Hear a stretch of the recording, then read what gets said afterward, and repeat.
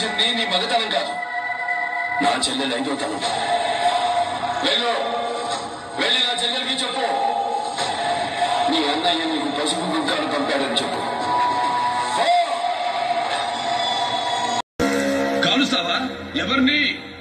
Survey జనా సుఖినో భవంతు అని దేశాన్ని జనాన్ని దీపించే బ్రాహ్మణుడా? నీకు మినిస్టర్ గొప్ప అయితే సెల్యూట్ చెయ్యి, మందు పోయి పడకలై. అంతేగాని సాంప్రదాయాల్ని మంట కలపాలని చూస్తే పాపం పాతాళానికి తొక్కేస్తుంది. గర్భగుడి తల్లి గర్భాశయం లాంటిది. అది నీ అహంకార పీఠం కాదు, వాడి అధికార నివాసం కాదు. అందరూ పూజించే దేవాలయం.